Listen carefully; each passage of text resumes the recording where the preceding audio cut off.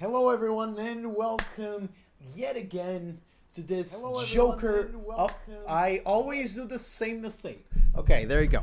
Welcome yet again to this beautiful Joker movie filled with excitement. And excitement just to talk about EA. I am your lovely host, Kinda Jesus over here. Hi, hello, greetings everyone. And joining me today, we have the Artwork Queen to my Joker, the beautiful tank top master, Oz. Kill me. I have been doing podcasts for so long.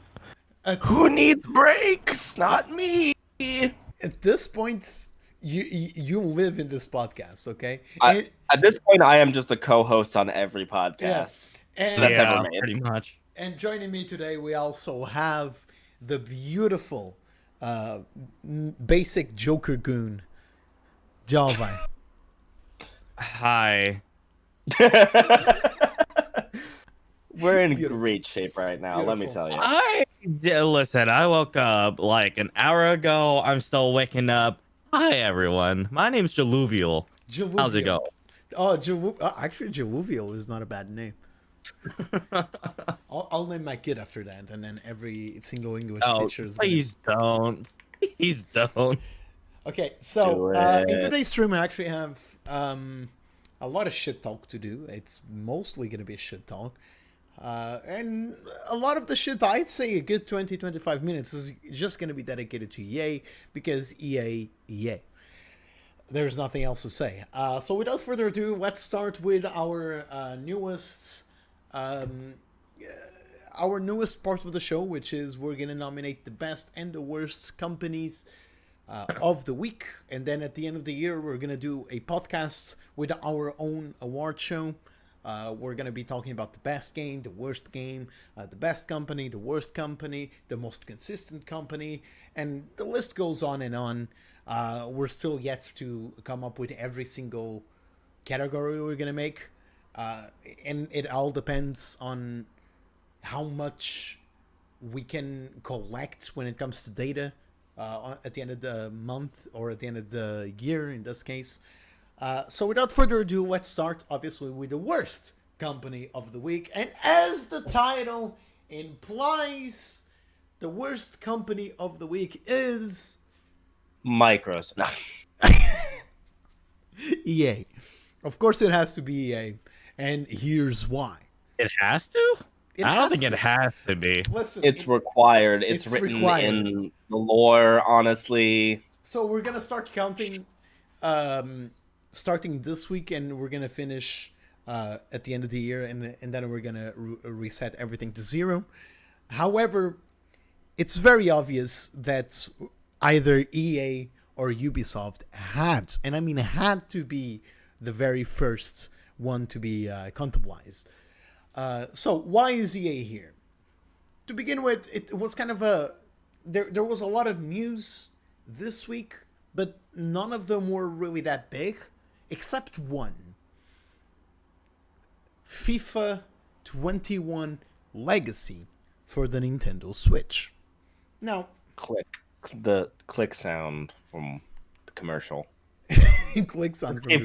Just keep going. So, FIFA 21 for the Switch. How can I explain this? It's the same goddamn game as FIFA 20! We already knew this. It's the same game.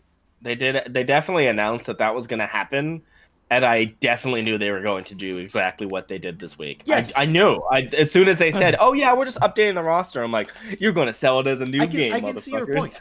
I can see your point. And I agree with you. If that was just what happened, it would be fine.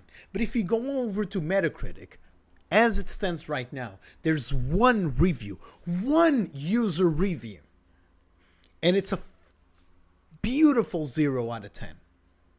Yeah. And the average Metacritic score is a 2 out of 10. Why is it so bad? If everyone expected this, why is it so bad? Well, let me tell you why this is so bad. Wait a minute, hold on. There's only one review, and the average is 0. The average is higher than the review. There's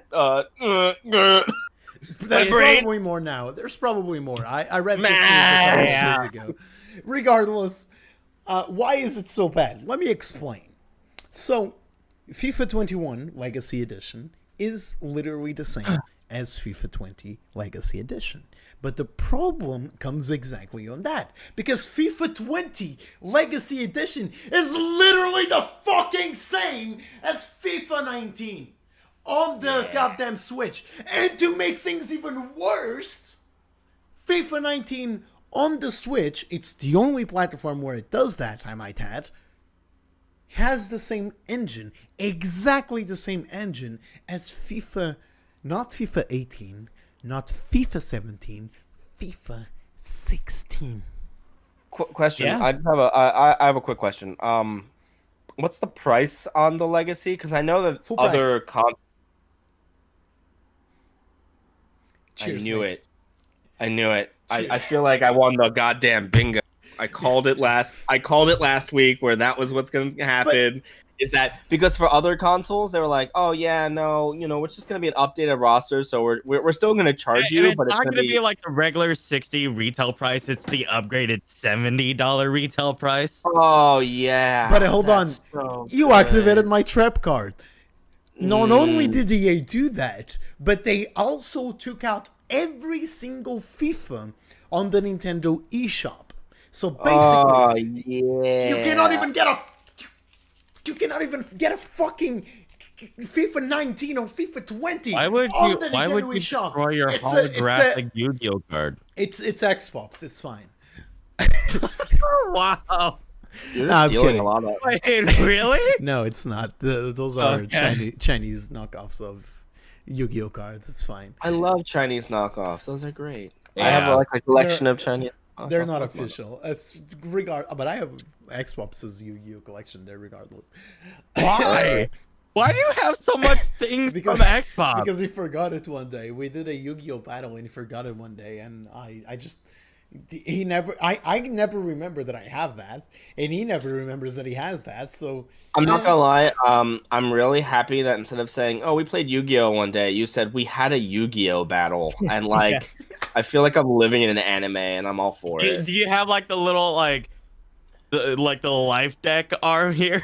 The dual disc? No, not the dual Yeah, disc. yeah, the dual disc. it's Is so it- small that you can see it, right? So when I do that, it's like whoosh, woof. It just comes in and out. It's super cool. Well, regardless, it's this is beyond scummy. I finally want to hear you guys speak. So we'll start with Jalvi for a change, because I always start with you, tired Oz. I mean, I didn't expect much coming from EA because this is the type of shit that most AAA companies do, Ubisoft included. And, for EA to do it, it's scummy, but pretty much who expected anything decent coming from EA, right? I mean, with the whole Need for Speed remaster, my God, it looks worse than the actual PC game. We'll get to that. Don't worry. We'll get to that. It looks worse, man. And EA is charging what, $30 for a game that looks worse than the original. Save your bullets.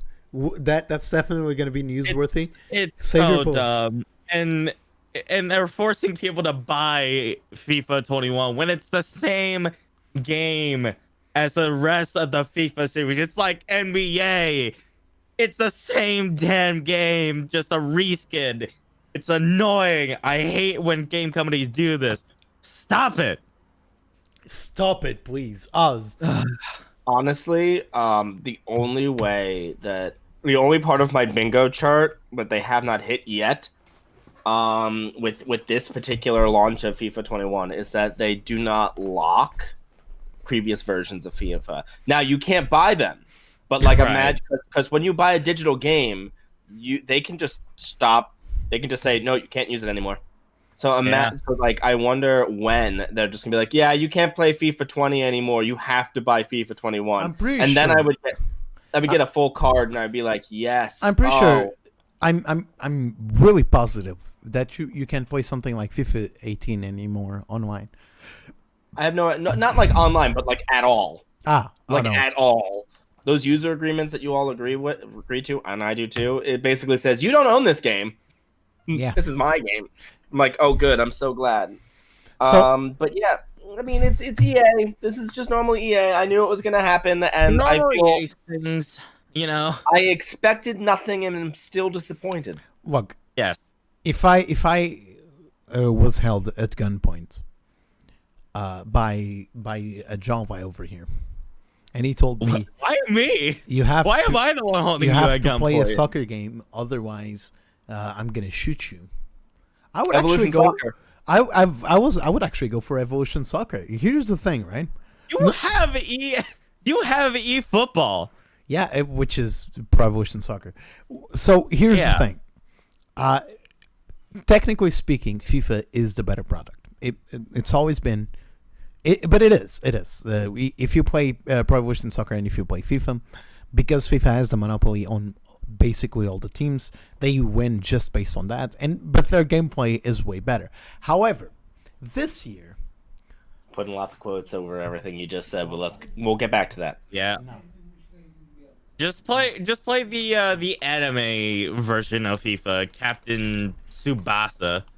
That is a good game. That is a good game. That is something I would definitely play. But if you told me that you had to, I would go for Pro Evolution Soccer because, one, Konami actually reached out to me and gave me a key for free. I'm not kidding, Oz. Konami actually gave me a key of Pro Evolution Soccer 21 for free. No charges, expense, anything. I only have to stream half an hour. And that's the only part on the NDA that I have to fulfill in order to accept the key. That's number one. And number two, if you go on Steam right now, there's a shit ton of versions from Pro Evolution Soccer 21. That's scummy. That's Konami. However, the base game only costs you $30 instead of the normal 60 that EA charges you for a cool mess around of teams. That's it. You only pay €30. And if you didn't own Pro Evolution Soccer 20, you don't need to buy them. You can just buy Pro Evolution Soccer 21. But they fully disclosed that they really didn't work on this game. They just updated the roster and did a very few minor tweaks here and there. And that's it. However, again, the difference of price is €30. And they basically did exactly the same amount of work from 20 to 21 on both games. But Konami, I can't believe I'm defending Konami here. This really breaks my heart, but they did a good job there because at least they were honest with their fucking fans and didn't. Go ahead. So you're saying you don't really like when a game uses the same engine and basically the same mechanics since like 2003? You don't like that? No. No way, dude. You don't like that? That's a negative well, word. I hope you're looking forward to the next yeah. Elder Scrolls game. I hope it's you're the same looking for one. the next NBA game. Oh, I cannot. I hope wait you're to play looking the forward NBA. to. Basically, this game is the sports games. I should say, Bethesda Sports is games the are worse sports than game. COD, dude. False. Sports Yeah. games are worse than COD. False. COD at least Listen. changes somewhat, not always for the better, but it does something. Listen to me, person that's over here on the top right. You're wrong because Elder Scrolls has 6 fucking games in total, counting the new one that's being developed, and FIFA has more games than probably the entire population of my city. It's a small city. And what's your point in this? At least Elder Scrolls changes both the story, the environment, and the gameplay. Even if it's small, the change is small. I'm not going to deny that. But you have a different setting, you have different weapons, you have different spells, you have a different perk system. But the core gameplay is there. Tweaks is what I'm hearing. Yeah, Slight tweaks but on the formula. comparing the Elder Scrolls to FIFA literally does one thing: changes the team setups. That's it. That the level of work from one to the other. You could say the same thing for the NBA games. Yeah, or the What? NBA games. Yeah. What happens? What's really Or the Madden. like besides online? We don't talk about Madden. there are a lot of people outside that are just yelling. I can see that. Honk. Yeah. What's the main difference besides the online portion between Fallout 76 and Fallout 4? Are you kidding Absolutely me? nothing. Absolutely it just has everything. multiplayer. Absolutely everything. Fallout 76 is literally worse in every single way. The quests are bad. The fact that there's PvP, the fact that it's one open world that's unlocked from the beginning. Are they really any different from Fallout? Yes, 4? yes, it is. There's no okay. cohesive story. There's just say- nothing. Can I just say, Mhm. can we get the EA games back whenever they were doing the SSX games, the snowboarding games? Oh, I would buy Dude, that. Oh, They were dude. dude, the SSX games were so good. Give it me back, My SSX. My PP just slightly got up after you said that, dude. Oh, Right? fucking Like, damn it. give us back SSX. Don't give us this Listen. stupid. I never pre-order games from Ubisoft. Ever. And I mean it. Because Or Ubisoft EA. or EA, obviously. But Ever. there was one game that I actually pre-ordered. One game out of everything. Okay, dogs, holy shit. Burke. Steep. Yeah, they're mad that you pre-ordered it. Steep. I have Steep. Steep? Really? Yeah, Good. it's good. It's really good. And I mean it. It's just dumb I fun. honestly, I prefer the arcade style of Oh, yeah. SSX. Yeah, than but yeah. Steep is kind of both of them combined into one. They're like you have arcade, but you also have kind of normal. You know, I tried reliving the whole snowboard thing with snow. Ah, no. Yeah, no. Didn't really work so well. Okay, it's settled. I know what you're gonna stream when I'm you come back. saying Wii snowboarding was such a good time. I know what you're Yeah. gonna be streaming when you come back. I'll actually lend you my Uplay account. You will be playing Steep. I think you're actually gonna enjoy Steep, and I mean it. It's dumb fun. Yeah? It's dumb fun. All right. Okay, so let's skip to the next one. Let's actually go into the best company of the week in our opinion. Jalvai, take it away.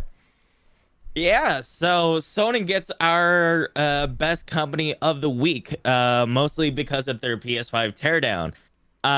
Yasuhiro Utori, I'm pretty sure I'm butchering that name, the vice president of mechanical design, went on stream and basically disassembled the entire console, giving us a very ultra detailed look at the internals of the PS5 console. And basically the PS5 features removable sides, dust catchers, an easy storage expansion, which is really the biggest highlight of the PS5 teardown, is the easy storage expansion through an M.2 slot. And you can also purchase your own PCIe 4.0 compatible drives to upgrade storage. Overall, I don't know if you guys watched the teardown video of the PS5, but the way how he tears things down, it's almost like building a PC almost.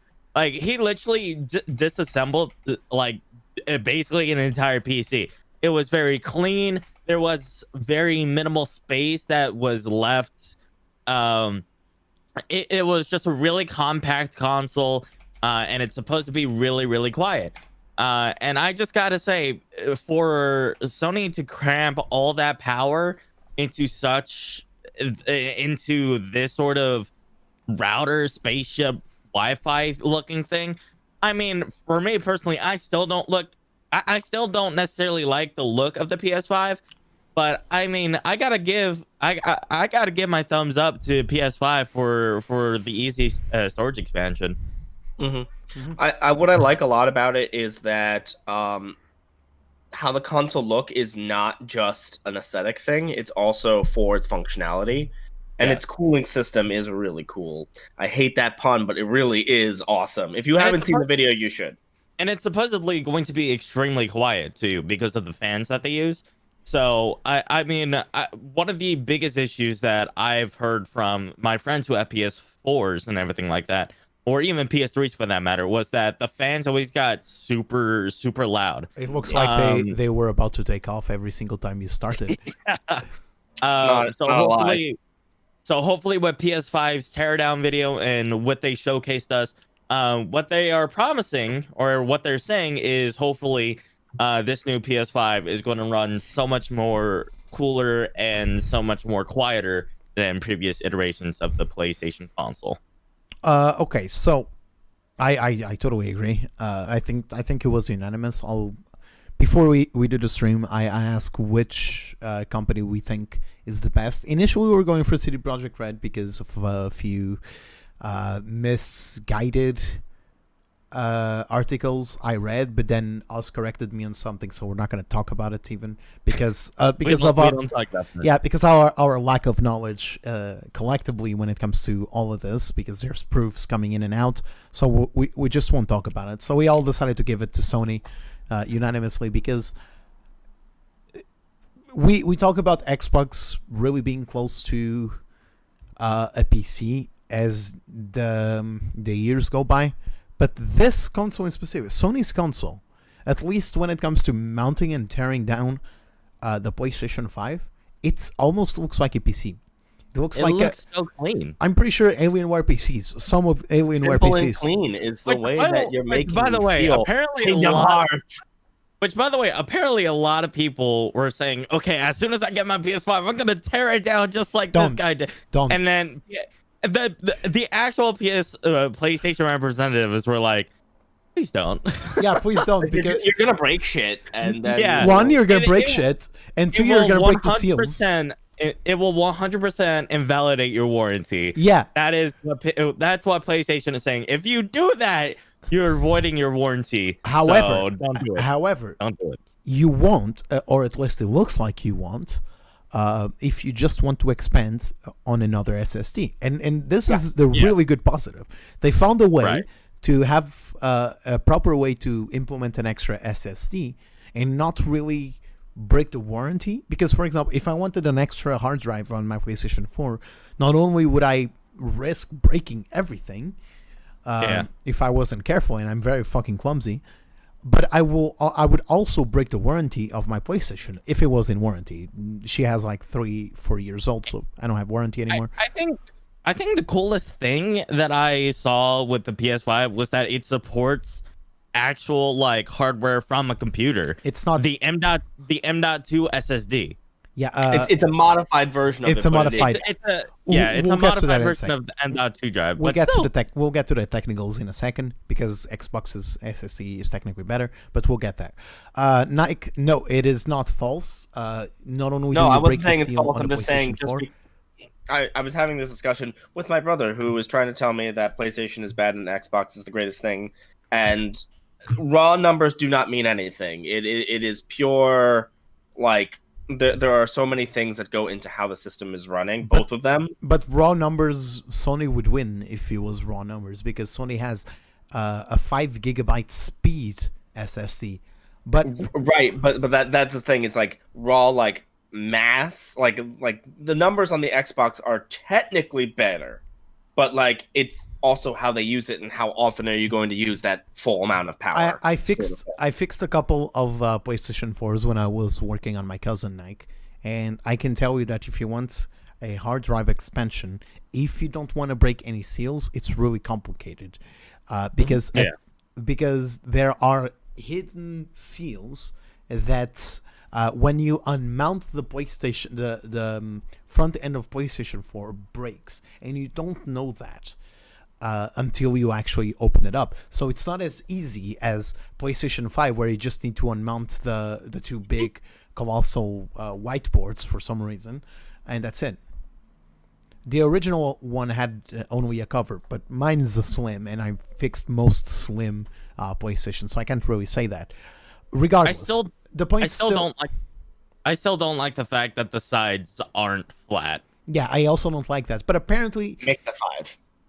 Yeah. But apparently, it's for better flow of air, so I can't be mad at them for that. Now that we kind of know how the PlayStation 5 works, the actual design and the size of it makes way more sense than at the very beginning. So I started off by saying I really don't like the design of the PlayStation 5, but now that I know it's a technical aspect more than a actual look at me, I'm so pretty aspect, I actually think it's a good design. I still prefer the Xbox One design, which is also on a technical and on a look at me, I'm pretty design decent. Are you talking about Xbox One, or are you talking about the Xbox Series X? The Series X. The Series X.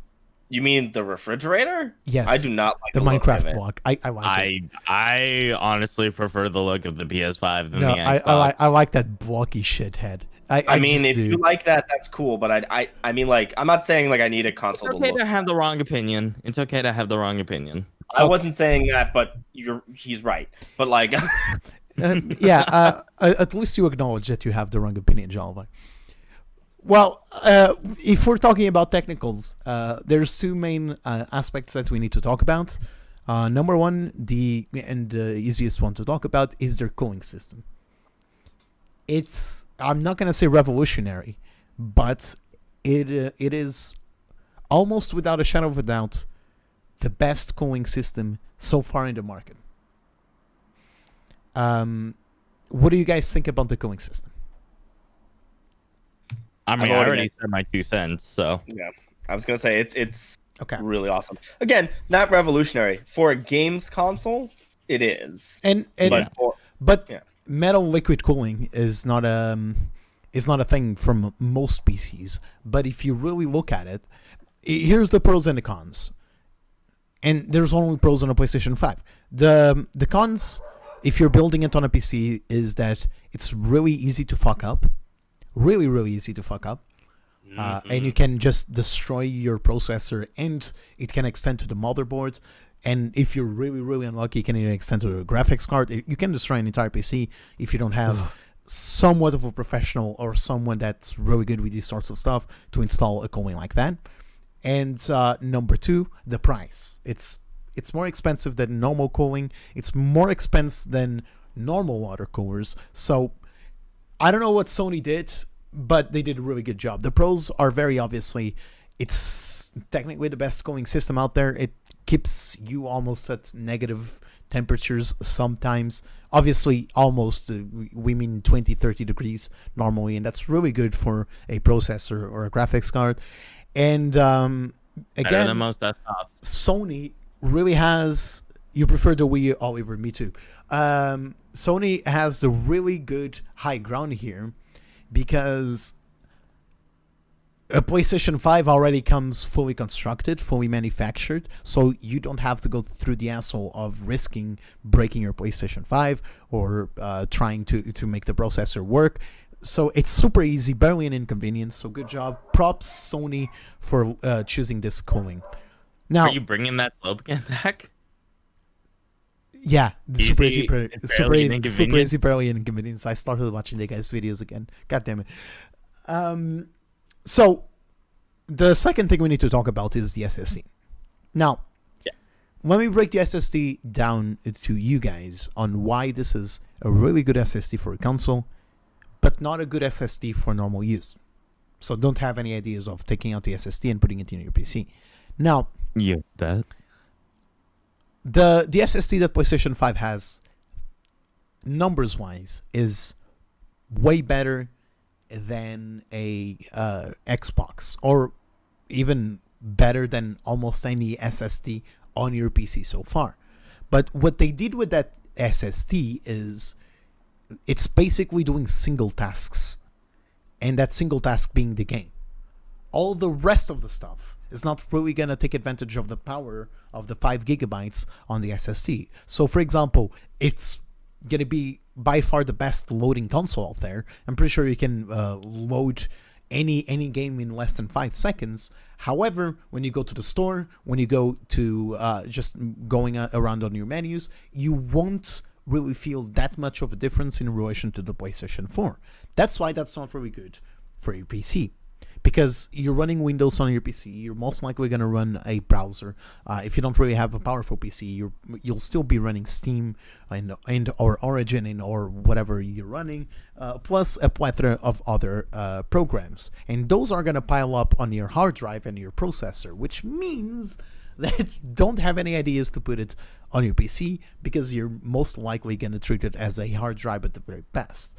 That's where I think Xbox technically wins on the SSD side, but not in the console war side, because if you want, you can take the SSD from the Xbox Series X and you can put it on your PC, and it's going to run probably better than most of your M2 SSDs that you have in your PC, if you even have one.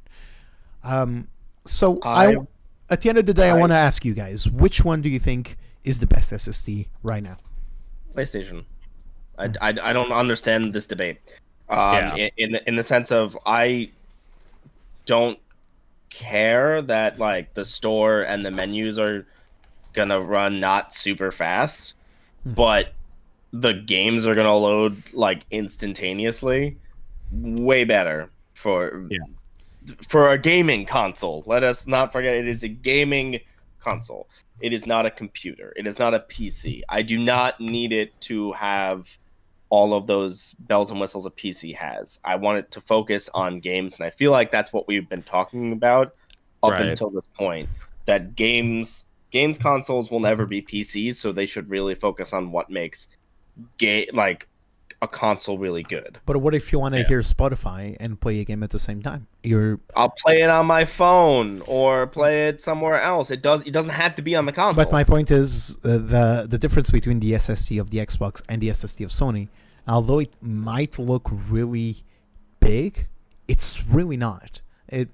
Yes, Sony wins in games, but for example, it's going to take 5 seconds to load on a game, I don't know, like Battlefield 5, Shitty Field 5, but coincidentally, you're going to take like 7-8 seconds to load on the Xbox, and again, the Xbox can multitask way easier than Sony's one. Jalvi. Right. It's which console best fits your needs, right? If you're some guy who wants to multitask and you don't have necessarily a computer or a phone, and you still want to multitask on, and you still want to watch videos while playing a game, then yeah, obviously go with the Xbox. But when it comes to the hardware side of things, I still think that the PS5 has a much better SSD. The SSD of the PS5 is much more optimized for game loading and game performance. And you know, if you don't want to, if you want to multitask on the PS5, again, you have your phone, you have your computers. I mean, there's really, I mean, it's cool that the Xbox can do it, but most of the times you're going to be playing a video game anyways. You're not going to be multitasking, watching a video and playing a game at the same exact time. If you want to, go watch it on your computer. It's also just like, I feel like that's not really a good argument for the Xbox. Is, oh, I can not play the game, but also I can play the game, but also distract myself from playing the game by watching videos. Well, like, keep in mind streaming exists, and streaming is also taxing on every single one of your hardwares. You can stream on the capture card is for too. Yeah, but for example, you can stream with the. There's a system that they have where you can basically stream it on your PC, and from your PC you can stream it on your OBS. That's kind of what I do when I play God of War or Spider-Man, etc. I mean, here's the thing. I think instead of multitasking, I think what we should focus on is the fact that Xbox Series X will allow its users to suspend and resume multiple games at once. I think that's a much better argument than saying, hey, I can watch videos and play video games at the same exact time. I don't think that's a really good argument in terms of Xbox. But PS5, I don't think you can, there's no way that you can do that. With Xbox Series X being able to suspend and resume multiple games at once, that is a feat in of itself for consoles. But I don't know if that's necessarily like great. It's a better argument. It's definitely more of an argument that I could talk about, but I still don't think it's gonna matter that much, especially Yes, if loading times are literally like within seconds. It doesn't matter. Right. And, Okay. and again, it's up to your needs. What do you need in a console? Okay, it's worth mentioning that the Xbox also already delivered the early access versions of the Xbox Series X to content creators alike. So people like Young Yeah, people like IGN, they already did their previews. They didn't show any gameplay. They were authorized to talk about it and how they felt. And they were also authorized to show the console and the controller. Controller didn't change that much. The console, you can see how big it is, and you have people like Youngia talk about it, and they say they're really pleasantly surprised at how easy the user interface is, how user friendly it is, and overall how great it runs. One thing is for sure: whether you choose PlayStation 5 or whether you choose Xbox Series X, you will never have any texture pop-ins again. Welcome to the year 2015 consoles. It is nice seeing you. Yeah. I don't know what texture pop-in is in a while, unless we're talking bad developed games. That case. Well, I mean, knows? I was gonna say Baldur's Gate 3 currently has some texture pop-in, but that's because it's using the Vulkan instead of DirectX. But you can just use DirectX. Like I use the Vulkan just to see if it works, and it does. It works really well. Surprisingly well for Vulkan is much better optimized than DirectX. Right, but the game isn't optimized with it. Okay, sure. Well, next up, they're working. They just kind of threw it in there. Yeah. Us. So it's your time. Oh yes. So my first bit of news is back to EA. Yay! Lining them up for more kicking. So they formally announced, it's been like in the rumor mill for this past month. If you haven't been listening to the internet, Mass Effect Trilogy Remaster is coming out. And I have concerns for probably different probably different reasons than other people do. So I want to hear what you're concerned first, and then I'll throw in my weird one. Before we do that, we're gonna squeeze another piece of news in here, and it kind of goes, it kind of loops around on why I think it's a really, really bad idea. Releasing a game like Mass Effect Trilogy remastered. We need to really put some quotations there. And this is where Java is going to get to destroy some games. So, speaking about remasters, Mass Effect EA is going to keep quiet until, I guess, early beginnings of 2021, maybe January, the very worst February. I think they're going to announce it that time. But the real reason why this is a piece of news is there is a remaster from EA coming to PC, Xbox One, and PlayStation 4. And his name is Need for Speed Hot Pursuit. And if I'm being honest, it's one of the very few Need for Speeds I actually like. And I'm going to say it. It's probably either my first or second favorite. It's a really, really nice game. Really nicely implemented. Doesn't even feel like an EA game. But the main problem here is they remastered it. So, first things first, they show off a trailer for the game. I hate using this word. I'll say that I hate using this word every time I use it, but, bro, it's so fucking cringe. It is so fucking cringe. Oh my god. The entire trailer revolts about the idea of 510, which is like the total lap time. Thank you. I was missing that word. The total lap time someone else did, and it's hunting the guy, and it's like, oh my god, how did that guy beat me to such a low number? Oh my god, 510, and then everything was happening, and it was just made in the worst of ways possible, the cringe way. It was like if a college student was doing that for their midterm project. Yeah. That's how bad it was. Yeah. a college student could probably even do better with some less cringy jokes out there. Regardless, at the end of the trailer, they actually show some snippets of the game. Now, here's the thing: the game is 8 years old now. I believe the game is 8 years old. Can you fact check that for me? There. It's somewhere around there. Yeah. What even is time anymore? It's 2020. I don't even know what month it is. And for me to tell you that a game that's 8 years old and originally came on the Xbox 360. It's already a decade old. A fucking decade old. Gross. I'm almost 3 decades old. Dude. A game that's a decade old looks better than the remaster version because there's already people comparing the game in extensive gameplays. I'm saying like 10-15 minutes of gameplay.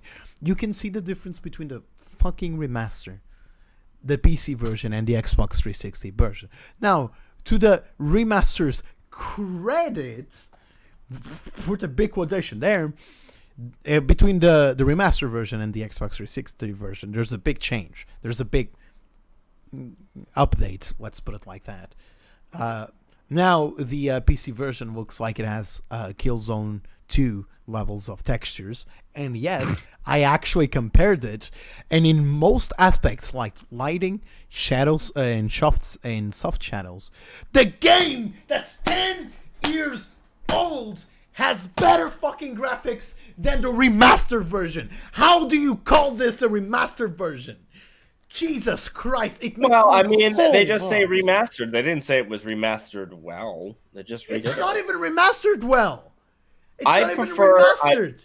I will always say that remakes are better than remasters because remasters typically are weird because they were never made to look like that. Okay. But okay, yes, I agree with that, Oz. But if you do an actual side-by-side comparison, which you can go on YouTube and do right now, textures sometimes look even better on the game that's 10 years old than the one that's being remastered. And the bullshit move is they are taking the old Need for Speed Hot Pursuit, which costs you like $5, and it's a good game. For $5, I'd buy it every day. And they're exchanging it for this game that's going to cost you $30. So they basically inflating the price exactly like FIFA's doing for nothing more than a very, very slight upgrade. Maybe on the gloom effects from the cars. That's it. It's so bad. It's the amount. Great. The amount that they changed does not merit the $30 price tag. If it was like $5 or even $10, sure, I'd go ahead and grab it. If it was a free update, I'd grab it. Yeah, for a free update, I'll grab it. But like when you're remastering something, I honestly feel, but like if you brand something as a remaster, you should at least add a little bit something more than you wouldn't find in the previous iterations of games. More cars, more upgrades, more maps, maybe. It's a remaster. It's not a reskin. What you're inherently doing is a complete reskin. You're not doing anything else but having better graphics and better textures. What reskin are you talking about? Most textures look the same, and the ones that changed are worse. It's not even, you can't even consider it a reskin. I have fucking Skyrim mods that took people like a day to make that do more reskinning than that shit. But that's exactly my point. Like, for EA to do this remaster, it's really bad. Like, it is incredibly bad. The fact that it looks worse than the original PC version. It looks terrible. Keep in mind that if this was from a indie game developer, I would theoretically understand why they did so little. For example, I got offered the key from the game developers of a game called Hello Neighbor. Beautiful classic. in my opinion. Yep. Absolutely Tiny great build. classic. Tiny build. What's up? It's Hey Bill, what's up? I don't like your game, but I like you. like the remaster version was a very slight texture upgrade and more resolutions, and the fact that you can now play it on Windows 10 basically, and it also got ported on Right. Switch, but it costs like $12, 15 at the very best. That's Yeah. it. That's it. They didn't try bullshitting you, being like, oh yo, hey, this is a completely new game, all right. It's gonna cost you $30 like the original, and suck a dick, okay? Well, thank you. Yeah. It's really not. It's just a beloved classic that you can now play on Windows 10 without having to install extra shit behind it. It's okay. Costs $15. Got ported for the Switch. Really nice port, from what I heard. Everything points to a good PR. EA, one of the most profitable companies in the fucking world, that already has quite a lot of hate just behind every game they make, decide to make this shit. And now they want to port Mass Effect, which most likely they'll fucking do the same goddamn treatment. It just makes no sense in whatever context you put it. EA, get your fucking shit together. A couple of years ago, for the second time, they got voted worst company of the fucking decade. And they don't understand why. This is fucking why, EA. And this is why you most likely get voted worst company of the decade yet again. Because of shit like this. Because every time you release a game, there's always a what if. And that what if is the biggest reality through that game that you can. The only game that throughout the years didn't get that treatment was two games. It was two Star Wars properties. The Squadrons, which is apparently really good, and that Dark Souls clone that you did. So, the whole, like, D&D meme of, like, lawful good, neutral good, chaotic evil, stuff like that? Mm-hmm. There's a meme Please going go around. on about D&D. I'll talk for hours. There is a meme going around where lawful good is Nintendo, neutral good is Valve, chaotic good is Rockstar, lawful neutral is Blizzard Entertainment, true neutral is Sony, chaotic neutral is Activision, lawful evil is Zynga, neutral evil is Microsoft, and chaotic evil is EA. I disagree with at least three of them, which is Microsoft, Sony, and Nintendo. It's at the very least from the ones I catch. Regardless, I would say that Nintendo is very lawful good. It is the most lawful good company I've ever seen. okay. So, CD Projekt. quick question for all of you guys: if they release the Mass Effect trilogy next year, and it's getting the same treatment I'm not buying it. as Need for Speed, you're not buying it, Oz? I'm not buying it. I didn't like Mass Effect to begin with, but even if I did, Wow. I didn't. I was not really a big fan of it, but that's okay. I know people really liked it. I'm not saying that it's a bad game. I just didn't really like it. Yeah. But that's not really the point. Like, what I'm concerned about is, again, why buy it when the Xbox Series X is apparently very backwards compatible? If you already own the game, why buy it if you can have the game that you already have with higher performance and resolution on the new console that you're But getting? what if you? Because yes. But what if you actually don't do the Need for Speed Hot Pursuit treatment and you go out of your way to make a more enhanced version, both in graphics, less bugs, and maybe even an extra mission here and there? It would be really nice if they changed the ending of 3, but they're not going to do that. They're most No, likely not. absolutely But not. regardless, if they enhance it graphically, and it ends up being better than the Xbox Series think it X looks fine. backwards compatible, yeah, it looks fine. But The again, game looks great by itself. I honestly don't think it needs to be upgraded again, much. if for example they came out and say we're gonna do a remaster of the style of Mafia 1, like they did the That's a remaster of remake. Mafia. That's more of a remake than a Yeah. remaster. But because it's remake, because they also added a couple of missions and actually tweaked with the gameplay. But if they did the big difference between the graphics of Mafia 1 and Mafia 1 that came out this year, I would say, all right, I'll look at it. But again, it's EA, and they show time and time again that you should never trust them. So don't pre-order if you're into it. If somehow our conversation about Need for Speed Hot Pursuit didn't somehow change your opinion on pre-ordering Mass Effect, if it's a thing, because it's so far it's rumors that's been going on for weeks. Yeah, it's just pretty much confirmed, but there is no confirmation. Yes. Please don't pre-order. Don't do it. Please I am gonna tell you. Don't fucking do it. I'll kick your ass if you do it. Okay? There you go. I just inserted violence. I won't kick your ass, but I'll feel bad for you. Yeah. And speaking of pre-orders, Call of Duty Cold War Beta, it is officially coming out on the 15th of October. You get it at 10 Pacific until the 19th of October. If you have pre-ordered it. Correction, Jova. It's a beta. It's not a full. Those three, man. Correct. The Cold War Beta comes out on the 15th of October at 10 Pacific. The actual game itself is officially releasing November 13th, 2020.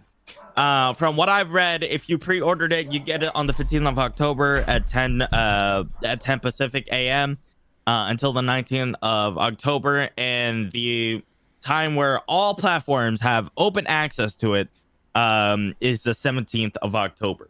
Cold War did a open beta for the PS4 about a week earlier, and from what I've seen, yeah, it's still happening right now. And from what I've seen, Cold War is shaping up to be probably the best Black Ops game multiplayer wise. Isn't it very much like Battlefield?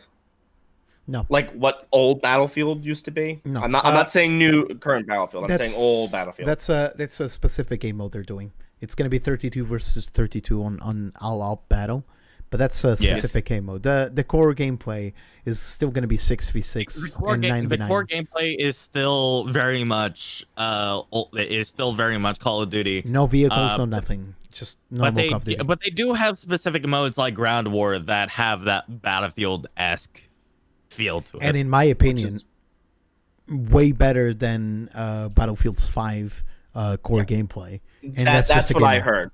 That's what I heard, is that that this game mode is what Battlefield should be. Mm-hmm. And like people are really liking it. And I'm like, hearing that makes me go, I want to do that. Not gonna lie, I'm still not sold on the UI choices that Cold War makes. However, speaking of UI choices, maybe the actual gameplay UI, you might not be a fan of it. I am, but you might not be. Right. And I get it. But the weapon system, weapon system, the gameplay system, it all looks solid.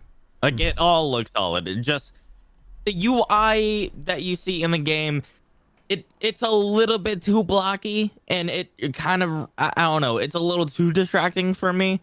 But in terms of overall gameplay wise, you get to see like the enemy health bars and everything, which is pretty nice and pretty neat.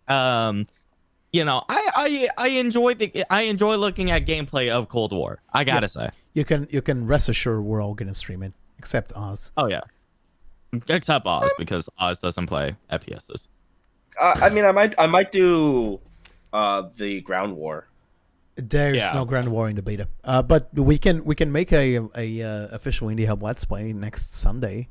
It's still gonna be an open beta, so you don't even need to pre-order Oz. I mean, I'll play it. With you guys. I'll play it with you guys and lose, but like, it's okay to lose. Just be aware, it's probably going to be around 80 gigs. I'm pretty sure the preload for the beta starts either the 13th or the 14th. I'm not too sure, but there is going to be a preload for the beta, so understandable. Be on the lookout for that. I wish the game would be only 80 gigabytes.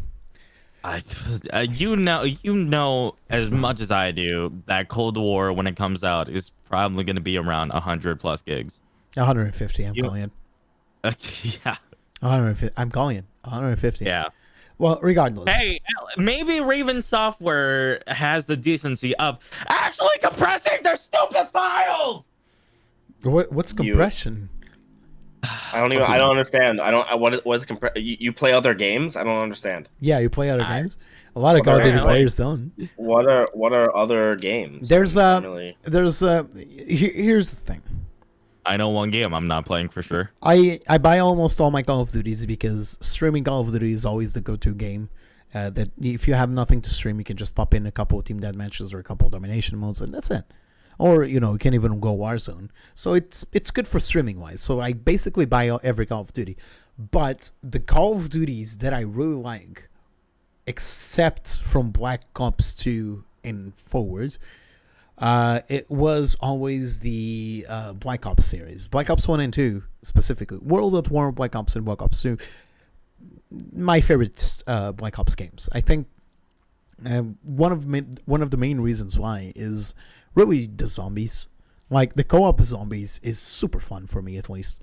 And I'm never was really a big fan of the zombies modes, not gonna lie. But you might change that opinion because the way they changed zombies might actually be more to your taste. You don't start with a pistol anymore. You have a lot of Easter eggs to complete that need a 4-player party, and it's actually really fun. The maps are way more open-ended. You can use skill streaks, and the list goes on and on. So, like, at the end of the day, you might really enjoy zombies this time. And you can rest assured, me and Jalvi are going to do co-op zombies because I'm going to force them to do so. I mean, I might.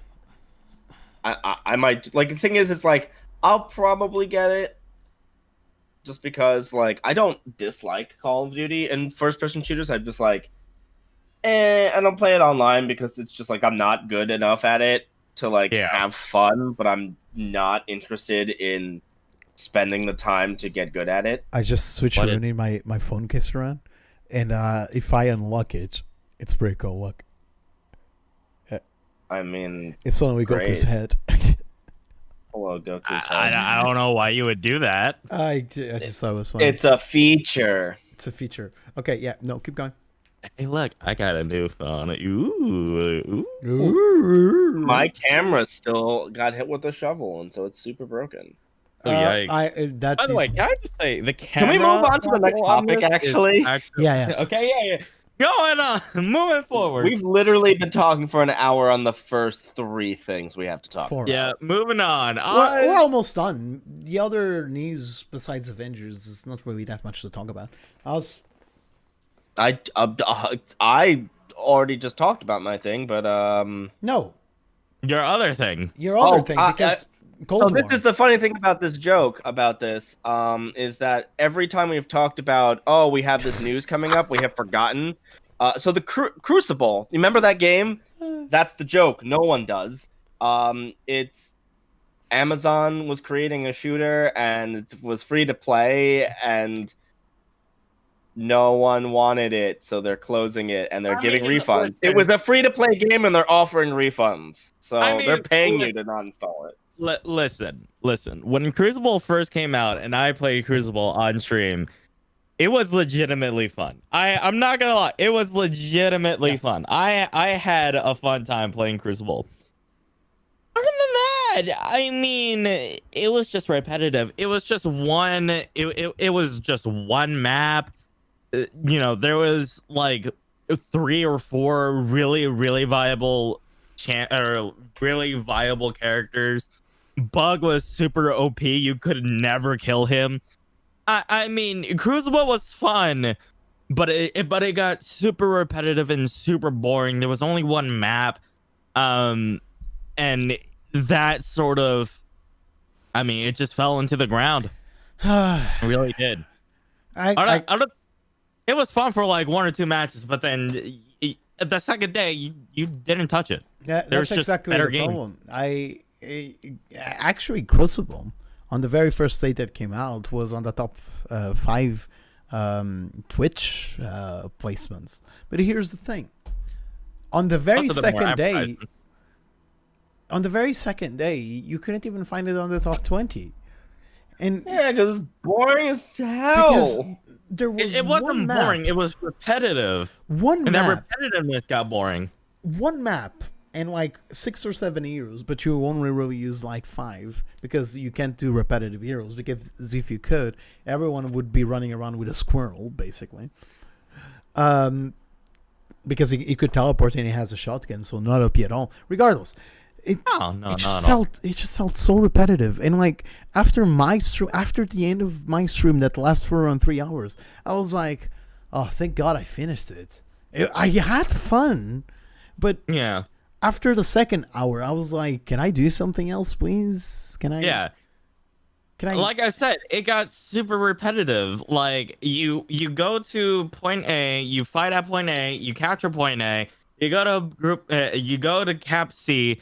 Everyone is at C. There's enemies at C. Oh, enemies captured A. We'll go back to A, capture A, defeat the enemies at A. It was a repetitive game loop that got super boring. There was no new maps whatsoever. That's with a map that was way too big for 5 people too. It's yeah.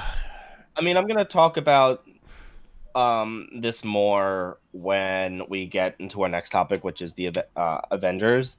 But like, games seem to think, or like companies when they make like a clone of a game with like, even if it's a good concept, they go, oh, they had this at launch and that wasn't a lot of content and people love that, so we can release that now. And that doesn't work anymore because those games have more stuff now.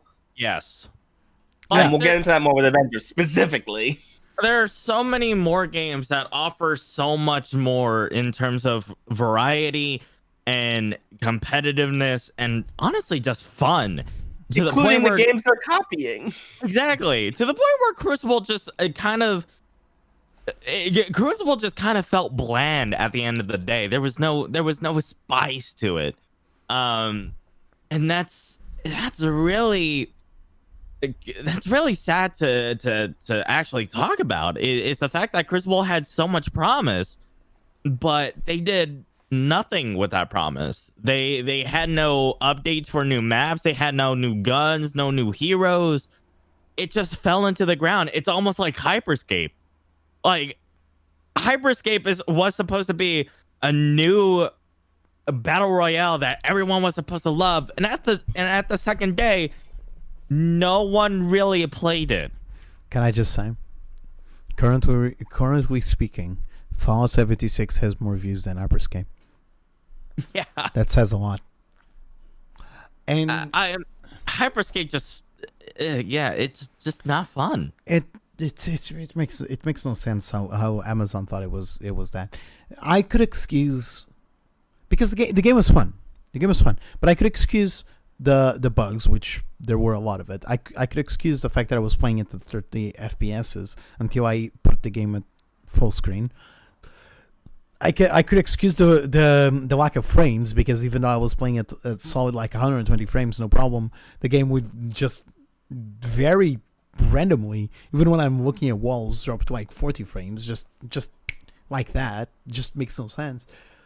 I could excuse all that if there was like 2-3 maps, if there was like a good variety of heroes which were better balanced, and if they didn't get as greedy as they did with releasing the game already with tons of skins, with a battle pass system, and the list goes on. Yeah. When you try to copy a game, obviously if you're comparing it with Destiny 2, and this is a good segue, if you compare it, for example, Avengers with Destiny 2, you need to have in mind that Destiny 2 has been out for years. Therefore, it's okay. There's a fine line between people accepting that there's not a lot of content, but then again, people not really liking the game because there's lack of content. And that's exactly what happened to Crucible. It's okay to release with a couple of maps, especially if they're big. But one map and 2 abilities to choose on each tree, that's nothing. I can make a game with more content in a fucking month. No, but also like we can transfer right into Avengers because Yeah, you know Avengers. there's nothing really to talk about except for that Avengers is boring as hell. Um, it's the same thing where people seem to forget that when Destiny 1 and Destiny 2 first came out, the major critique is that there wasn't a lot of content, and Right. and now those games have a ton of content, and if you want to release a Destiny clone, you have to put enough content. Now, yes, you can make the promise of future stuff. Like everyone knows that that's how the live service games works, and we hate that, but that we do know that's how it works. And Yeah. instead of putting in enough good content to get, hold people over until the actual game comes out, like the whole rest of the stuff, Avengers released with nothing. It released with like 6 characters, even though it teased more, including an exclusive character for the PlayStation that they still haven't released. Why even tease I had no him? idea about that, actually. Yeah, Spider-Man is a PlayStation exclusive. I knew that the Spider-Man was a PlayStation exclusive. I just didn't. Yeah, but they teased him. They teased Hawkeye as well, and no, not it in the was game. supposed to come out already too. I've been reading up about that because I have a 12-hour stream of the game coming next Saturday because Java hates me. I love you, buddy. No, I can see. You know what? It's the thing is that the core gameplay is decent. Like it is. It's fine enough. It's good enough. Okay. The abilities are different enough that each character feels like a different character, but for some reason they just didn't put content in the game. Okay, so Instead, they filled before it. let me cut you right there, Java. Before we proceed to our review, which is what we should be doing right now. Let me actually tell you why we're talking about this and why this is considered news. The actual news about this comes from the fact that Avengers, if you guys don't know about it, because it looks like it came out almost a fucking year ago, Avengers actually came out 3 to 4 weeks ago, basically a month ago. Mm-hmm. And it's August 14th. You gotta have in mind, this is a game coming from Square Enix, one of the major, if not the major, Japanese company in the world. Final Fantasy, and not only Final Fantasy. There's so many good Square Enix games. Sleeping Dogs. And it's a Marvel property, the most financially successful set of movies in the world, period. And how do you explain a game coming from Square Enix, which is a Marvel property, only having around 900 players a month after that? A month after it fucking came out. How do you make that? Marvel Avengers players are getting bored. I was bored already. And this was my main critique of because if you remember, KJ, whenever we were watching the trailer for Marvel Avengers and they came out with fucking emotes. They came out with fucking emotes and I'm like, why are you focusing on emotes and cosmetics? Why aren't you focusing on fucking gameplay? For those that was context, that was my main fucking critique. I was really excited for this game. I was really fucking excited for this game. As soon as they said there was going to be a live stream showcasing the gameplay, and a lot of stuff, I was super excited. I even called Java, hey, yo, dude, let's react to this on my stream. And we did. And we were enjoying it. Honest to God, we were enjoying it. Until the emotes. Yeah, that's where I was going to get. That's where I was going to get to it.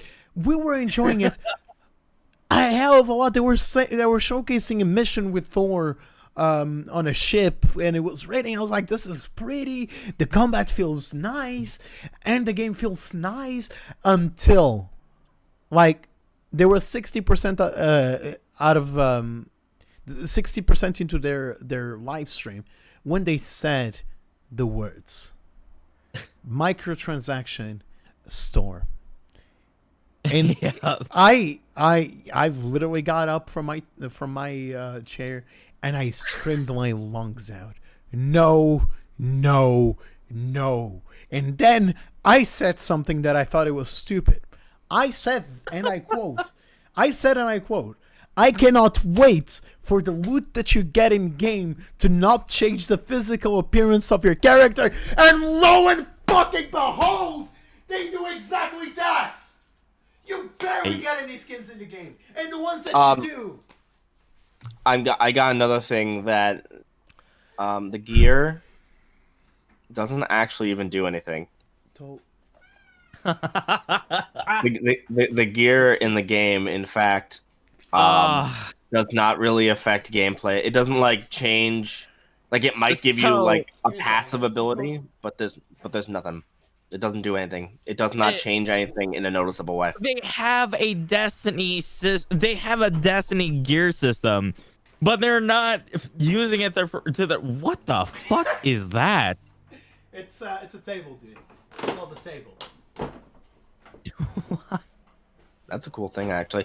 But yeah. Anyway, I have a feeling that this game, when it first like was being developed, wasn't going to be a live service game. Right. I have a feeling that it was just going to be like a single player adventure, and if that's what they sold it as, the story mode's fine. Like it feels like a Marvel movie. The villain is decent. Like it's a decent Marvel game. But then they filled it with live service crap. And honestly, I hate all live service games. I hate them all. Even the ones that are good, I hate them. Bad. I do not like Destiny. I do not, because I like a game that starts and ends. Yeah. And a game that does not end does not feel satisfying. You cannot be satisfied until it is over. Okay. So I disagree slightly with you. I disagree with 2 points. One, promising future content can be something really good. I'll give you a perfect example. A game can start and end in a good and pleasant way and can still promise you content for the future. Yeah. It's a perfect example. Spider-Man, The Witcher 3, which were both single players that started, finished, good. and you could get more content out of it in the form of expansions. Totally fine. Perfect examples on how not to do it. Fallout 76. And live service. Speaking of Fallout 76, I also slightly disagree with the idea that live services as a whole are bad. They can be good. What makes live service good? I'll give you the example I was going to give. If they are implemented in a decent way, it can make you come back to it. Genshin Impact is an example of a live service. It is a live service. It is 100% a live service. But it's a free-to-play game. Yeah, but it's still a live service. But the content they give you is absurd. Even though there's still people complaining that they have 150 hours of game and they did everything and they have nothing to do, and that is a serious concern for people. 150 hours. I know, right? I'm like a good 30 hours into the game. I'm like, yeah, no, I feel solid with this. This is good content, especially for a free to play. I'm like 2 hours, 3 hours into the game, and I'm like, yeah, this is good. I will pick it up every once in a while. And people are complaining that there's not enough content into the game. And I'm like, are you mad? You want to know why? Because we have been slow. Like, the gaming community has not spoiled. That is not the right word. It is. No. You need to listen.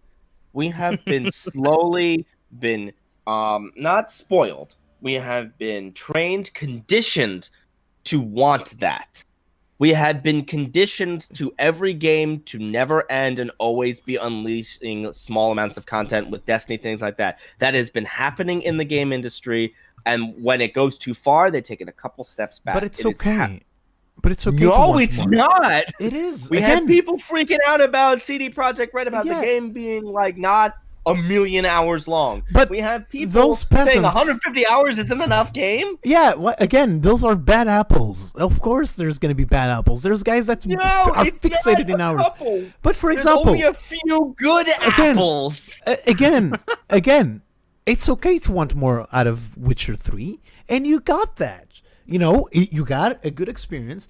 A lot of fans, including me, I used a Twitter for once. I tweeted at CD Projekt Red saying I would like more content from Witcher 3. And you know what? Of course, it didn't happen because of me alone, but they released more content. But I wasn't like, this is unbelievable.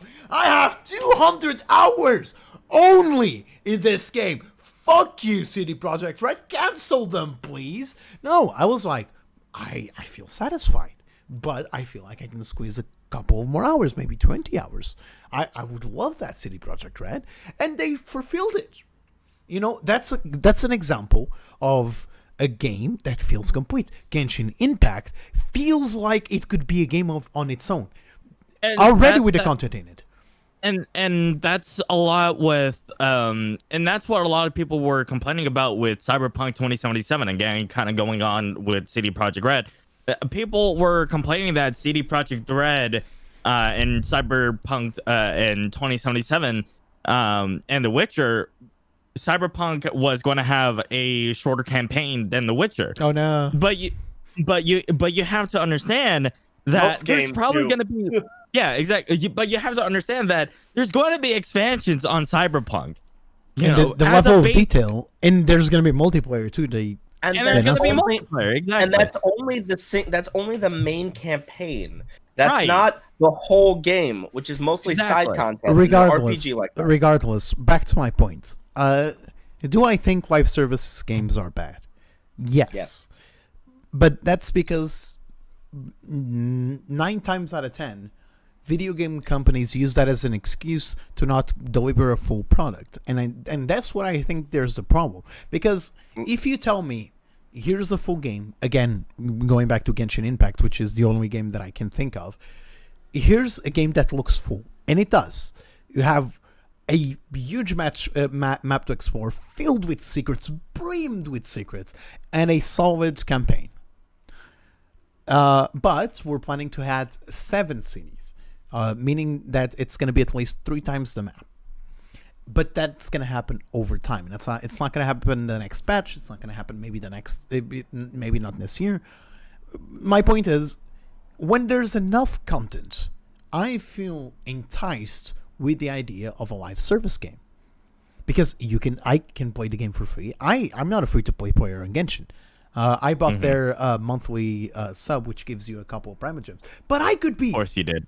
But I could be though. But I could be. Most of my multis, I only did that like a week ago, because I already have 2 5-star characters. That I already have a lot of characters because I grinded, and it's not a hard grind. You're just playing the game normally, and the game rewards you for it. It's not pay to win. And that makes me want to play the game more. That is truly how live service games should work.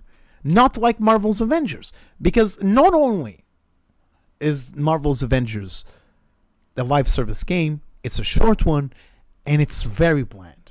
My main problem with Marvel's Avengers is not even that there's not a lot of end game. It's that the journey to the end game... There's not a lot of game. Yeah, is boring.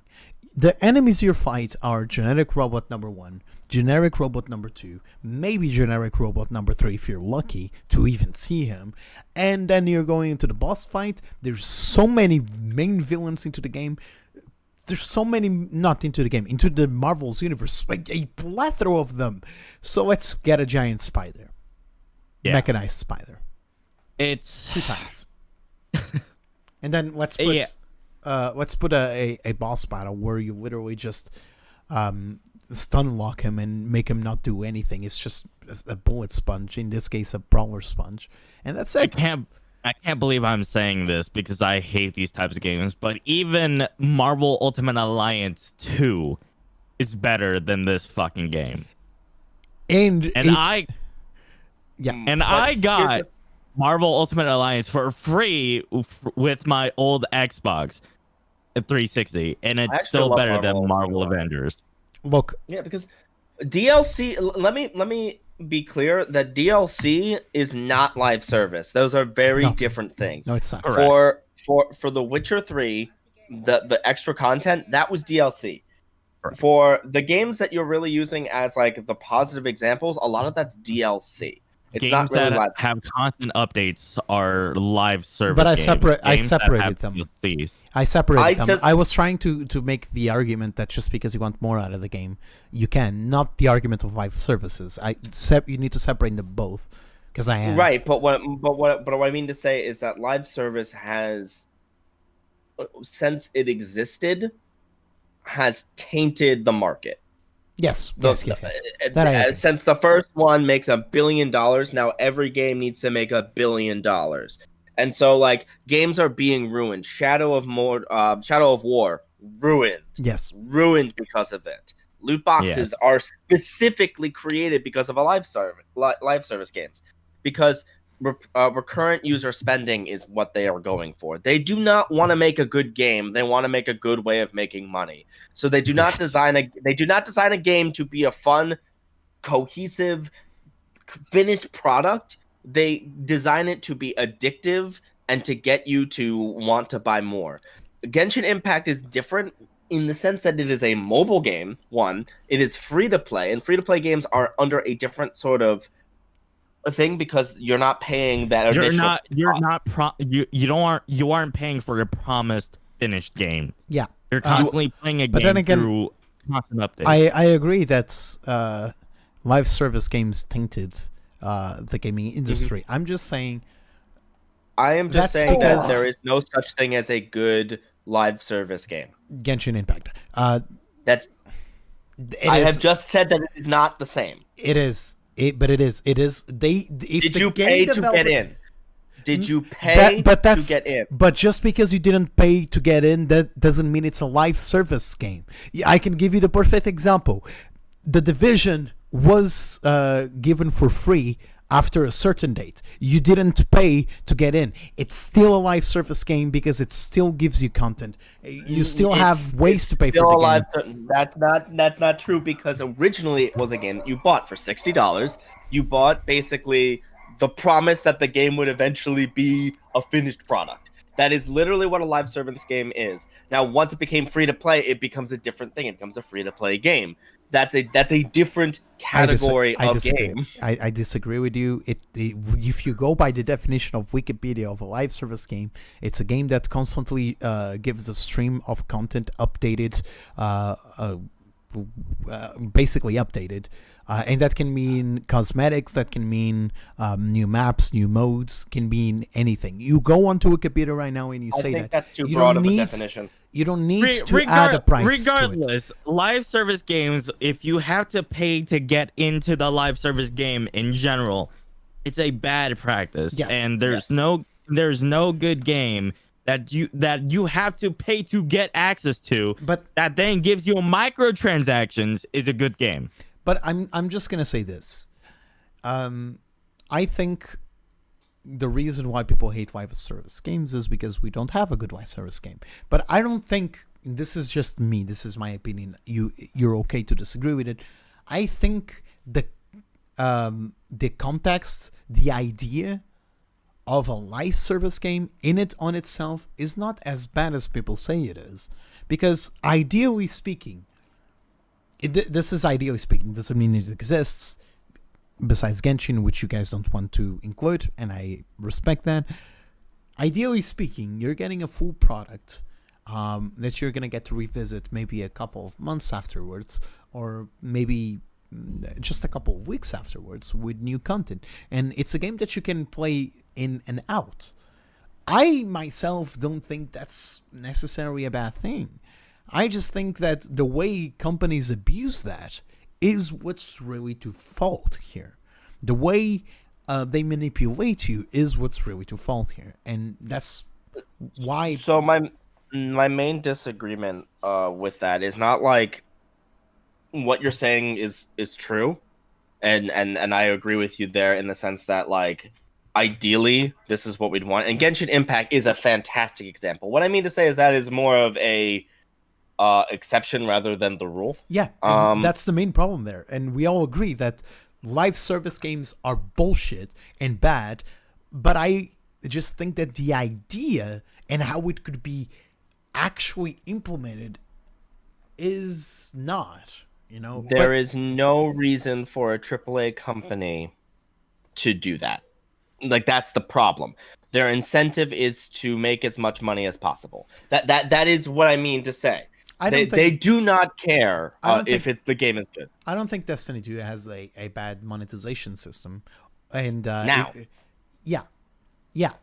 Now, I don't think it's bad. So it's an example of a live service game that, in theory, should work, but I myself don't like the content that Destiny 2 offers now, so I'm not a fan of it. But their monetization system is not really that bad, and it's a live service game. Another example, Anthem, theoretically, if it wasn't a bad game and broken as fuck, theoretically also didn't have a bad monetization system. Even Avengers. Avengers theoretically doesn't also have a bad monetization system. I'm okay with skins. I'm okay with having those loot boxes that are purely cosmetic. I'm okay with that. What I'm not okay with Avengers is the game, the blandness, the overusage of skins and not really giving you anything for free. That's what I have against it, because having Verizon as a skin, fucking what? I mean, it's a free skin. That's a free skin. Still, it's basically giving free publicity to Verizon, and I'm never okay with it, especially if you don't have a choice. Because you're gonna see a Verizon skin, maybe in an Iron Man guy that's playing with you. I mean, I think the Verizon skin looks nice, to be honest with you. There could have been more subtle ways to advertise Verizon. There could have been more subtle ways, but to have a brand being slapped in your face that really has no reason to be there. It just doesn't go well. It's just so out of place. No, I'm gonna disagree with you guys in a sense that this has been a thing of gaming forever. Right, but I'm saying in racing games, right? Racing games have a lot of branding, but it makes sense within the context, because race cars in of itself have a lot of brands. They have a lot of sponsors and everything like that. I'm okay with it. Yeah, but for example, something like NBA, it also makes sense, but it doesn't mean you should have it. Right. Because NBA gives you actual...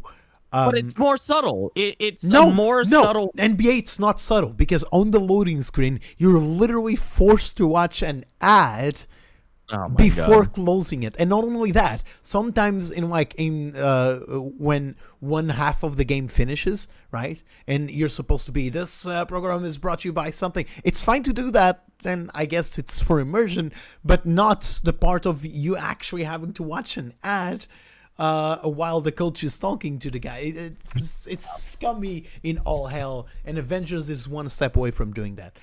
I'm sorry. I just mostly because the skins. If you did not tell me the Verizon skin was a Verizon skin, I would not know. But the problem is that Square Enix themselves, Crystal Dynamics themselves, literally posted that everywhere, and they say it in game. If you unlock it, you thank you for working with Verizon or something like that. I don't know. Yeah, because you get it by having Verizon.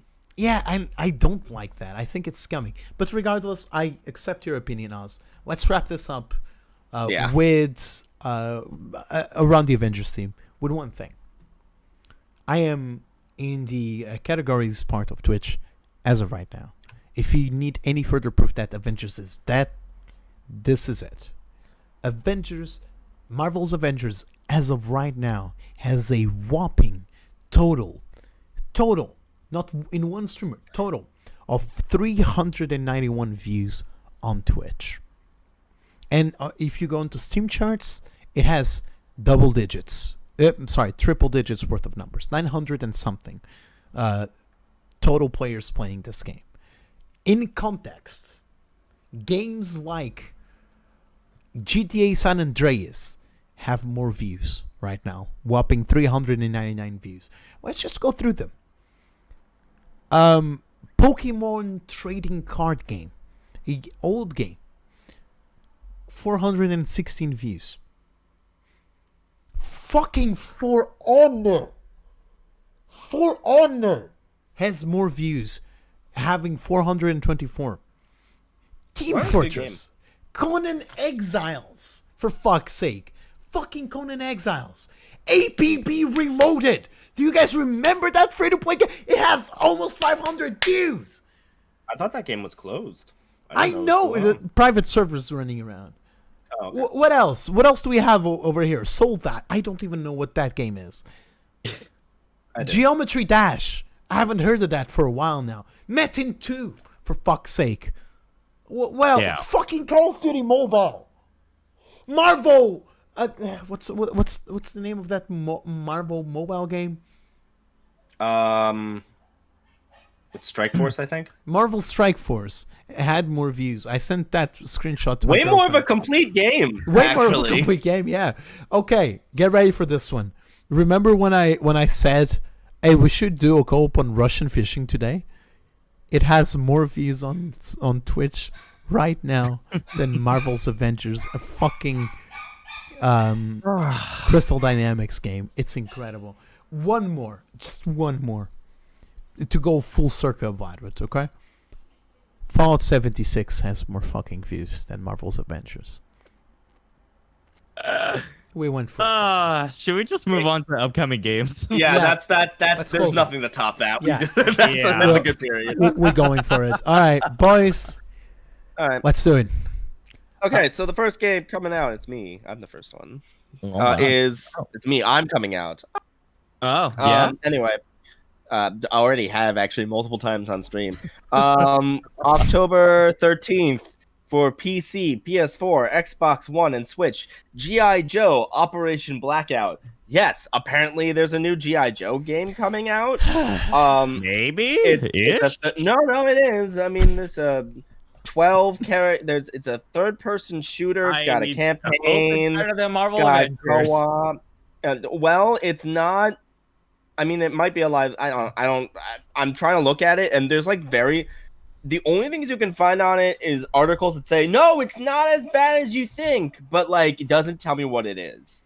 But it's a third-person shooter. It's a third-person team-based shooter, but also has a story campaign. It looks like it could be that. It looks like it runs well. That's more than the Ben 10 game from last week. Next up is Red Wings Aces of Sky. It's an arcade gameplay style that has you become the master of the aerial sky flight fighter jet. Anyways, it's coming out October 13th for the PC, PS4, and Xbox. Next up, we have a game that Java should buy and stream it because it's a horror game. We have Remothered Broken Porcelain. It's a remastered of an old game, but in the best word of remastered, they changed the gameplay up a little bit. They polished the game. They changed the graphics of it to a more 2020 looks. And I don't know that much about it. I was just researching it a couple of minutes ago, and apparently it's an award-winning cult classic. And it's a realistic survival horror too. So you should buy this game, Java. It comes out October 13th, 2020. Maybe. So in a few days. Tuesday. So Tuesday. So next up, also on October 13th. Yep, 13th. I was looking at the line above me. I was like, oh no, but it is the 13th. Is Second Extinction. It's again another multiplayer shooter, but it's also single player and it's FPS and you shoot dinosaurs. It's co-op. It's basically trying to be Left 4 Dead, but with dinosaurs. Yeah, It's trying to be Turok meets Left 4 Dead. See, the thing, was this the one that was on the Xbox showcase? Because I was like, PlayStation and Xbox. Actually. Yeah. Okay. It all was, right. it was, Because I thought I was bad. like, is there another game like that? I'm like, maybe I'm just thinking of the wrong game. So I didn't want to say that it was that one. Yeah. So Nope. it's Left 4 Dead, but with dinosaurs and an open map because that's what Left 4 Dead needed. More space Whoa. and no direction. Nostria is again under threat of invasion, so grab your torchlights and get to killing your enemies in Torchlight 3 coming out October 13th, the PC, PS4, and Xbox. It was actually a game that came out already, but the full version of the game is coming out October 13th. It was in early access, and apparently it's quite good. So be on the lookout for that. I feel like Diablo-style games, that's it. Next up, we have Wood Salt. That's actually not coming. Never mind. Because it's only coming on December 9th. They postponed the game, so we'll talk about it when it comes. But it's basically a that Wii /Wii U generic player model. Imagine that into a horror game, a horror adventure game set in a Earth after 1,000 years, but it somehow looks like normal Earth. I don't know about this game. It doesn't look bad though. Even though I kind of make it look like it does, it doesn't. But it's not my game. Well, Yeah. Next up. You're absolutely correct about the model. That looks like a fucking me.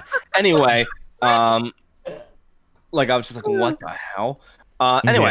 Next up is a game that you shouldn't play in front of your parents.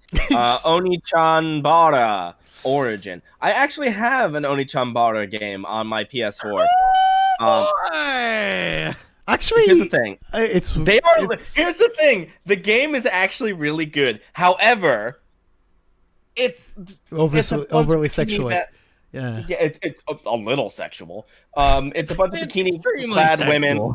It's a bunch of hot anime waifus fighting with samurai swords against zombies and monsters, and they're all vampires. And this is the Origin. It's the most recent one. And the thing is, it's like Devil May Cry and Dynasty Warriors. Like, we're like, No, it's like Onimusha, but women. Yeah, but very cowboy fast. hats and also vampires. Yeah, but Yeah. and that's coming out on October 14th for the PC. I and could play Onimusha again. God, it's been such a long time since I played Warlords that game. is out. Warlords Yeah. is a good version. Yep. Next up is Partisans 1941. It is a real-time strategy tactics game. Kind of looks like a more stealthier version of Wasteland 3. So if you're into that sort of thing, it's coming out for PC on October 14th. I would recommend Wasteland 3. Next up, we have Age of Empires 3 Definitive Edition. AKA, we don't want to call it remastered because we're edgy. It's basically a remastered version of Age of Empires 3. God, we said remastered version a lot. Yep. I'll say this. The game really got an upgrade. It wasn't just let's do the Need for Speed Hot Pursuit route and call it a remaster, even though it's nothing. It comes with all DLCs. If you never played Age of Empires 3 or any Age of Empires, maybe you might be looking into this one. It's coming October 15th, obviously just on PC because fuck you all. And it's only $20. Or if you really want to play like a good one, you could play like Age of Mythology or all the other Age of Empire remakes because 3 is not so good. Anyway, I'll play it on stream just to piss you off. if you like it, go for it. I'm just saying that Age of Never Empires played 3 Age of Empires. Age of Empires 3 is not a good introduction to the series because it's just nothing like Age of Empires. So next is Cake Bash, a game that I never heard of until this moment, but now I'm like, wow, I really want to play it. It's a cake party game where you have a bunch of mini games, but also like fighting where you're trying to become the tastiest cake to be eaten. And honestly, it looks absolutely adorable. Pick it up. There's a free demo. And that's officially coming out for PC, PS4, Xbox One, and Stadia. on October 15th. Next up is Cloudpunk. It's already out for PC, but you can grab it October 15th for the PS4, Xbox, and Switch, where you play as a delivery driver working in Cyberpunk 2077. Not really, but it looks like it. You're a delivery driver. You deliver things. Yeah. But the game visually, absolutely astonishing, beautiful, and the gameplay is actually pretty cool. It looks like Cyberpunk 2077. Yeah. It but has that that's same art style. Yeah, but anyways, it's voxel based. Regardless, Monster Truck Championship. I don't know what it's a monster truck racing game. It's there. That's it. It's there. That's it. Yep. PC, PS4, Xbox One coming October 15th. Not excited about it. Oh God, you gave me all the games I'm not excited about. It. Sorry. I literally just did it by random order. Ring of Pain. It's a horror roguelike card game.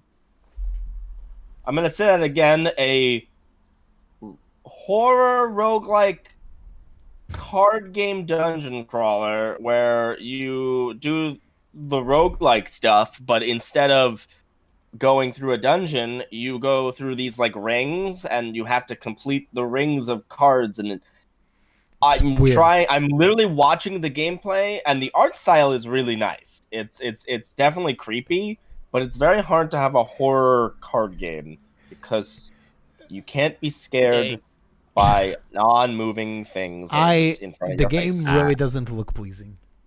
It really Look at it.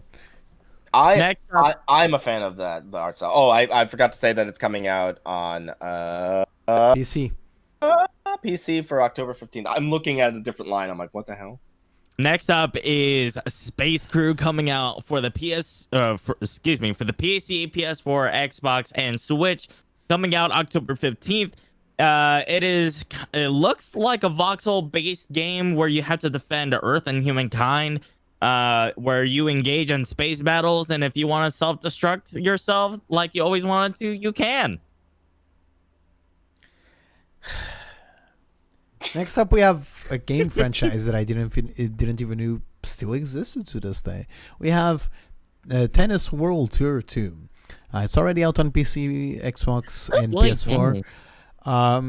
Don't buy this. I'll just tell you, it's coming for this. Don't buy this. Apparently, there's literally a card system in matchmaking that boosts your players' stats that you can only get through loot boxes. Who thought that was a good idea? Fire Billy, please. Love it. Coming out on Switch on October 15th. Please stay away from this. Just skip. So next up, man, this is a real rough week for gaming.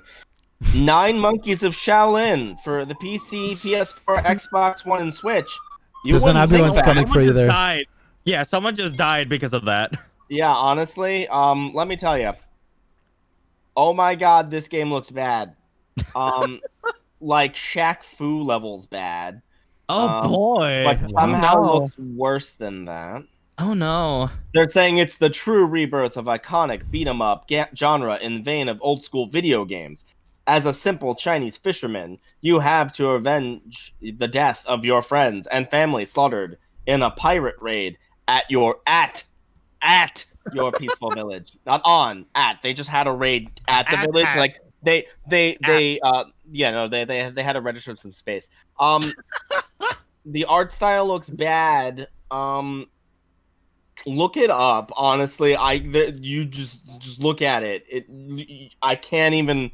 There are some shots that look nice, but then you look at the models and you're like, oh no, never mind. It looks like the poop. Yep. Next up is Aquanaut's Deep Descent, coming out on the PC on October 16th. It's like you're constantly in the sea moth of Subnautica, but you're fighting people inside that submarine. So go ahead, flood your enemies, make them drown. Yeah. Next up, we actually end up on my list of games in a good way, and a game that Oz might actually buy this. I'll say it like this. It's Crown Trick.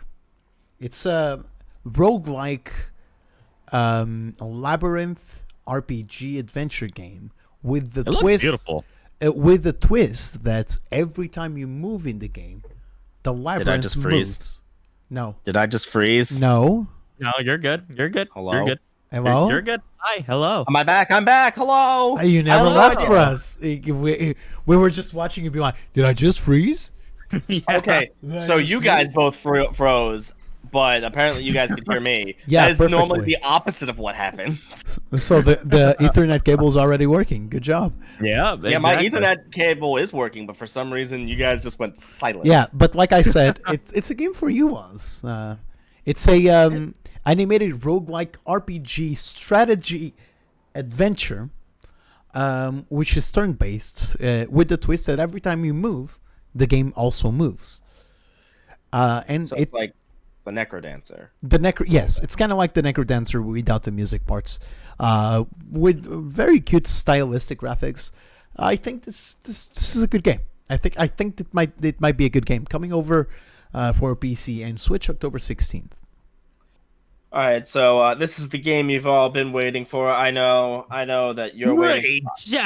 Raid Shadow. Anyway, I'm gonna be really sad when Raid Shadow Legends shuts down. I'm not gonna lie. Apparently, they put Markiplier in AFK Arena. They did. I play that game. I play that one, and I'm like, oh my god, Markiplier. Anyway, I know that I'm gonna love this game. You love this. We all love this game. Of course. Fishing North Atlantic. Fuck Cyberpunk. I should have boy. pre-ordered this. Yeah, We're gonna yeah. get we're gonna get some we're gonna get the Atlantic sea bass. Yup. We're gonna go noodling. You're Yup. doing that to Xpop's game, by the way. I just want you to know that. I know. X-Pop. Oh yeah. Oh boy. Oh So my let me talk here. So let me read the description. I know everyone's read it a million times, but commercial fishing in the North Atlantic. Discover the majestic world of Canadian Nova Scotia. I didn't know that Nova Scotia was a different planet. While admiring the vast diversity of ocean life, search for the ocean's gold with upgradable fishing boats and various types of fishing gear as you progress in your career. It's a simulation fishing game. I don't know what else to say about it, honestly. Honestly, I would have loved it if personally if we went to New Brunswick, but you know, that's If this game personally was co-op, I would have said I let's would do play let's it. play Yeah, this no, shit. honestly, I'm going to look up and see if it is. It's not. I've No, seen it. it's single player only. I've seen it.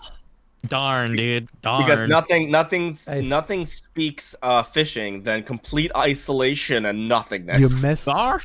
a golden opportunity here. You could have been Gosh the next darn farming it. simulator. Yeah, right. Next up, in the last game of our list, is a mixed reality game set in the Mario Kart franchise. Mario Kart Live Home Circuit. It is coming out on October 16th for the Switch. Which, by the Play way, Mario Kart at home. really nice idea, and I would get one if I had the money and friends to do so. It's a good thing for. I think it's a good thing for kids. I think It's this is not very just good for kids. for kids. The Honestly, memes you can Twich make is- on YouTube from this sound incredible. Can you imagine making a Micro Machines style track and just record your gameplay of it? It just looks really good. It just looks really Fair good. enough. Yeah, no, honestly, I'm like, this is the evolution of toys to video games that I was looking for. Yeah. I'm not going to get it, but I'm happy. I'm excited to see where it goes from here. Let's get a Smash Brothers like Rock'em Sock'em Robot Oh my sort of God, board game. dude. Yes. The next Yeah. Mario Party is an actual board game. Dude, I would buy wrestling merchandise. I would If you buy can a make Mario it- Party board game, dude. Are you kidding me? Oh yeah, dude. Nintendo, I know you're listening, and before you block us on YouTube, please. Don't Please. don't say that again, please. You Yeah, know how YouTube Whatever, is. man. We're on Twitch as well. it's Yeah, true. But still. well, You know what? I'm telling everyone to buy your game. That's free advertising for you. True. Yeah. True. boys, that's the end of this spicy long extra episode, almost 2 hours. When I thought it was gonna be just like Almost. I We thought, yell a lot. It is 2 hours. no, it's not. It's not. It has been 2 hours. No, It's we started been 10 fucking minutes. 3 hours for us. We've been here since 11. What Yeah. are you talking about? We keep in mind It's 11 right now. Oz. keep in mind we Shut up. started 10 minutes later than usual, so it's not 2 hours yet, but we're close to it. Semantics. Regardless, boys, no Indiehub Let's Plays today. 2 of our members will unfortunately not be able to attend, which leaves just me and Oz for it, so we decided to postpone it. You can see us next week playing something. It's too soon. Fuck you, it's too soon. GTA. You can see it later, but you can still catch me streaming later tonight, regardless. Twitch.tv/kindajesus. You can catch us later tonight. We'll be streaming. Yeah. Playing something at twitch.tv/OzTheHokai. Can you spell that, Oz? No, I can't. I can't spell it at all. I can't spell anything. So I'm an weird. idiot. Did I Weird. mention that? I can't even OZD, be. I'm not even real. Who am I? And you can also catch Jalvai streaming, although not right now, but starting very soon. Maybe Monday. Are we looking at a Monday? Or... It's either tomorrow or Tuesday. I haven't figured it out yet. Twitch.tv/Jalvai. Actually, very easy to spell. And I'll see you boys later. You can catch us on Twitch. You can catch us on YouTube. Go fuck yourself. KJ. I love you guys.